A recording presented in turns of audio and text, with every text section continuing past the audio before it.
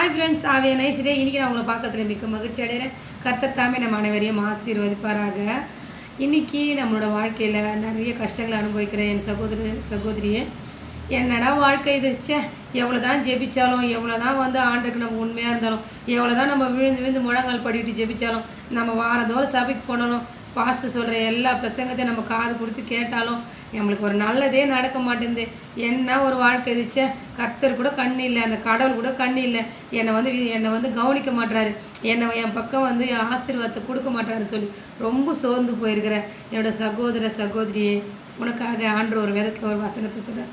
1 பேதுரு 5:6 சொல்கிறாரு, ஆகையால் ஏற்ற காலத்திலே தேவன் உங்களை உயர்த்தும்படிக்கு அவருடைய பலத்த கைக்குள்ள அடங்கியிருக்கணுமா.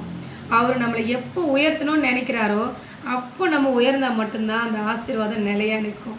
எல்லா நேரத்திலும் எல்லாத்தையும் நம்மக்கிட்ட என்ன செய்ய மாட்டார், கடவுள் கொடுத்துட மாட்டார். ஒரே ஒரு எக்ஸாம்பிள் நான் சொல்கிறேன்னா, ஒரு குழந்தைக்கு என்ன தேவையோ அதை மாத்திரம் தான் நம்ம வாங்கி கொடுப்போம், சரிங்களா. அதுக்கு என்ன தேவை, அது சாப்பிட்ற பொருள்னு வச்சுக்கிங்களேன். ஒரு சாக்லேட்னா ஒரு 5 rupees சாக்லேட் ஒரு சின்ன குழந்தைக்கு, அவ்வளோதான் அதோட சாப்பிட்றதுக்கு. அந்த குழந்தைக்கு போயிட்டு ஒரு 200 300 ஒரு பெரிய 5 star சாக்லேட்டை வாங்கி கொடுத்து தின்ன சொன்னால் அது என்ன செய்யும், ஆர்வ கோளரில் அது நல்லா தீண்டிடும். ஆனால் அதுக்கப்புறம் அதோட விளைவு என்னன்னா, அதுக்கு இருமல் சளி விக்கிக்கும்.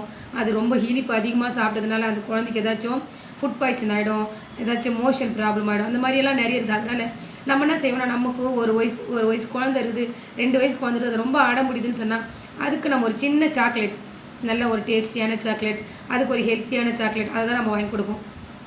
இது அதுக்காக நிறைய ஒரு பெரிய சாக்லேட் நம்ம வாங்கி என்ன செய்ய மாட்டோம், அதை திணிக்க மாட்டோம். அப்போ சாப்பிட்ற வயது என்ன, ஒரு அந்த பெரிய சாக்லேட்டை சாப்பிட்டாலும் ஒன்றும் ஆகாதுன்ற ஒரு வயது எப்போ வரும், ஒரு 10 வயசு, ஒரு 12 வயசு, ஒரு 15 வயசுக்குள்ளே இந்த பொருளை இவங்களுக்கு கொடுத்தா இது சாப்பிட்டாலும் ஏன்னா அது ஒன்றும் ஆகாதுன்ற மாதிரி இருக்கும்போது தான் நம்ம அந்த பொருளை அந்த குழந்தைங்க நம்ம கொடுப்போம். அப்படி இருக்கும்போது எந்த வயசில் எந்த நேரத்தில் எந்த தேவையானதை நம்மளுக்கு எப்போ சாப்பிட்ற விஷயத்துலேயே அவ்வளோ ஒரு கவனம் நம்ம செலுத்தணும்னு சொன்னால், ஒரு விஷயத்தில் கூட, ஒரு படிக்கிற விஷயத்தில் கூட, இப்போ 1வது படிக்கிற ஒரு குழந்தை 10வது பாடத்தை படிக்கணும்னு சொன்னால் அதுக்கு ரொம்ப கடினமாக இருக்கும். இப்போவே நீ 10வது படித்து முடிச்சுட்டு நான் பெரிய என்ன செய்வேன், இன்னும் பெரிய படிப்பு சீக்கிரம் படித்து முடிச்சுட்டா, ஒரு 15 வயசுக்குள்ளே நீ பிகாம் எம்காம் அந்த மாதிரி படித்து முடிச்சிட்டின்னா உனக்கு ஒரு நல்ல ஒரு பெரிய வேலையில் சீக்கிரமாக போயிடலான்னு சொன்னால் அது முடியுமா, முடியாது இல்லைங்களா.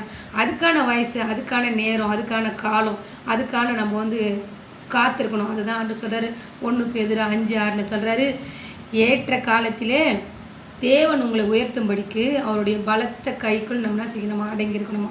அவருக்கு கீழ்ப்படிஞ்சு அவருடைய பலத்த கரங்களில் நம்ம மறைந்து அடங்கியிருக்கிறவளாக இருக்கணும்னு சொன்னால் அவரை நம்ம என்ன செய்வார், விருத்தியாக்குவார், வர வர விசாலமாக்குவார். என்ன தேவ பிள்ளையே, கர்த்தருடைய கரங்களுக்குள்ளே நம்ம அடங்கி இருக்கிறவளாக இருக்க போகிறீங்களா, இல்லை இப்போவே எனக்கு எல்லாமே வேணும்னு சொல்லி வாங்கி அதை செய்ய தெரியாமல் செஞ்சுட்டு வம்பில் மாட்டிக்க போகிறீங்களா. வேணாம் சகோதரியே, கர்த்தருடைய கரங்களில் அடங்கி இருங்க. தேவையானது ஆண்டு என்ன செய்வார், நமக்காக செய்வார்.